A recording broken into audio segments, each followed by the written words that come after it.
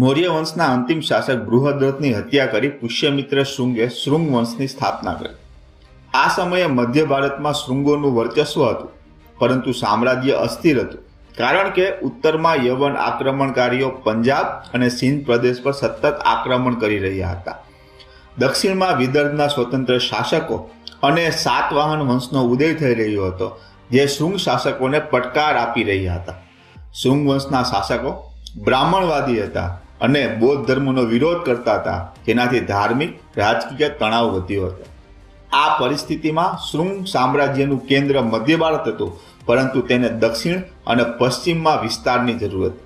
આવા મુશ્કેલ સમયમાં પુષ્યમિત્ર શૃંગનો પુત્ર અગ્નિમિત્ર મગધની મદદે આવ્યો.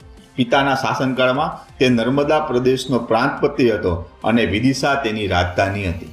આ વિસ્તાર વ્યૂહાત્મક દ્રષ્ટિએ મહત્વનો હતો, કારણ કે તે દક્ષિણી વેપારી માર્ગો અને દક્ષિણી રાજ્યો સાથે જોડાયેલો હતો.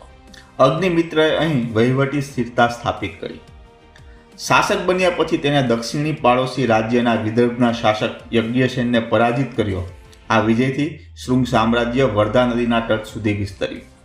વિદિશા ખાતે મળેલો હેલિયોડોરસ સ્તંભ પરનો શિલાલેખ દર્શાવે છે કે અગ્નિમિત્રના શાસનકાળમાં વિદેશી રાજદૂતો પણ વિદિશા આવતા, જે તેની કૂટનૈતિક પહોંચ દર્શાવે છે.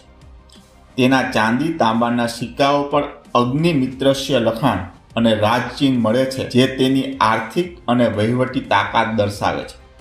પુરાણોમાં તેનો શાસનકાળ માત્ર 8 વર્ષનો દર્શાવ્યો છે, પરંતુ આ ટૂંકા સમયમાં જ તેણે શૃંગ વંશને યવન આક્રમણખોરો અને દક્ષિણના સાતવાહન રાજવંશ સામે સુરક્ષા પ્રદાન. કાલિદાસના નાટક માલવિકા અગ્નિમિત્રમમાં તેની દાસી માલવિકા સાથેની પ્રેમકથા વર્ણવાય છે, જેમાં તેના દરબારનો કલા, સંગીત અને નૃત્ય પ્રત્યેનો પ્રેમ અને માલવ ગણરાજ્ય સાથેના સંબંધ દર્શાવે છે.